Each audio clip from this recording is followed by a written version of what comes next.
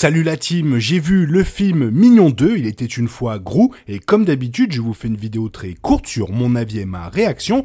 On va pas se mentir, c'est une petite critique et on commence dès maintenant cette vidéo. Let's go! Petit message avant de commencer réellement cette vidéo, on est plus de 1600 sur la chaîne, merci énormément à tous ceux qui se sont abonnés, ça me va droit au cœur, merci encore et bonne vidéo. Il y a plein d'autres méchants dans le monde, mais moi je vais être un super méchant.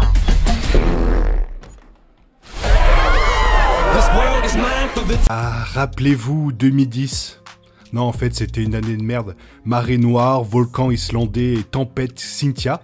Et en fait, le seul truc qui a sauvé cette année fut le mondial de football de 2010 avec l'équipe de France. Ah non, zut, c'est là où ils se sont ridiculisés avec le fameux bus de Knixna. Ah, attends, je reprends.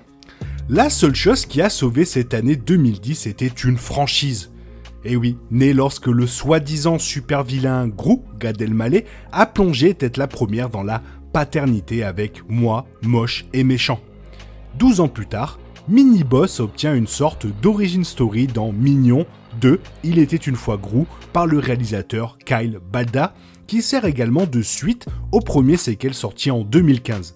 Minions a été un succès inattendu au box-office, devenant alors le deuxième film d'animation le plus rentable de tous les temps. Les retards suite à la pandémie ont considérablement repoussé le film, et maintenant le film est enfin là, alléluia.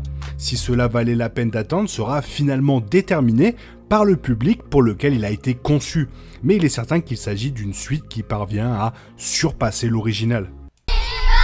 Je ne sais pas. Bien que Il était une fois Gru ne puisse toujours pas se justifier entièrement, il offre une sortie beaucoup plus sincère et amusante que son prédécesseur. Reprenant quelques temps après Minions, le film commence avec aucune de ses entités principales, mais plutôt avec un groupe de super vilains connus sous le nom de Vicious 6. Après avoir réussi à voler une pierre puissante, le chef Will Carnage reçoit un coup dur lorsque son second, Belle Bombe, organise un coup d'état et prend le contrôle du groupe. Ailleurs, l'aspirant super vilain Gru est ravi de recevoir une invitation à un entretien pour le poste nouvellement ouvert. Gru ignore l'aide de ses fidèles Minions et part à la réalisation de son rêve, bien que les choses tournent décidément de travers lorsque Belle Bombe se moque de lui. Pour riposter, Gru attrape la pierre dans une tentative de prouver sa méchanceté, et, naturellement, les choses vont encore plus loin à partir de là, laissant les Minions, Bomb, Stuart, Kevin et Otto sauver leur mini-boss. Vous êtes tous là pour l'entretien? Moi aussi. Vous roulez avec quoi? Moi j'ai un jet vélo.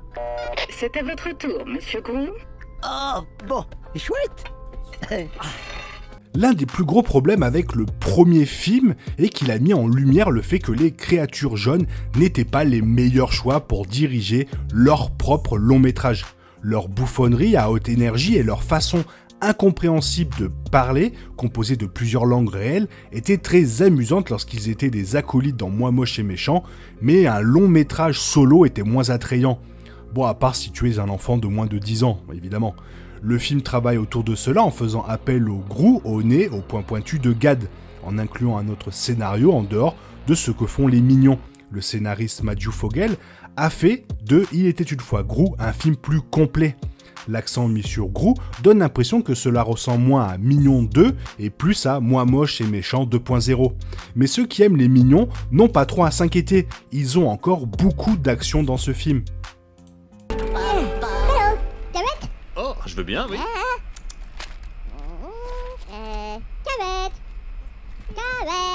Le film ne fait pas grand chose pour changer la mythologie des créatures et se concentre principalement sur les trois mêmes Mignons qui ont dirigé le film précédent.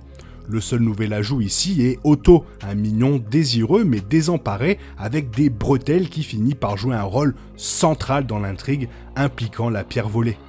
Même après avoir exprimé de nombreux mignons au fil des ans dans plusieurs films, Coffin n'a pas perdu la main en étant capable de donner à chaque personnage sa propre personnalité, sa propre voix. Les animateurs méritent également d'être félicités pour cela, mais il ne fait aucun doute que la performance vocale de Coffin est l'une des raisons pour lesquelles les Mignons ont duré si longtemps. Même s'il n'y a peut-être pas grand chose pour eux en termes de profondeur, on peut toujours compter sur eux pour nous faire mourir de rire. Le film est parfois vraiment drôle et lance même des blagues qui retiendront l'attention des membres plus âgés du public. Ceci inclut de nombreuses références et chansons des années 70, incluses de manière à respecter la période réelle du film. Ah, Kevin.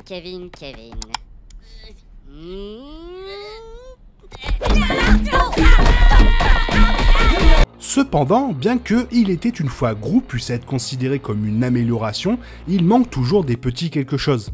En plus de Coffin, El Malé est excellent en tant que Gru, et Gérard Darmon arrive à chevaucher la méchanceté et le cœur surprenant avec Will Carnage.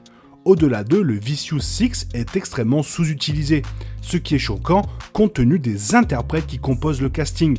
Alors, en VO, vous retrouverez Lucy Lawless, donc Xena la guerrière, Dolph Lundgren, Danny Trejo et Jean-Claude Van Damme, qui ont à peine un impact en tant que méchants respectifs.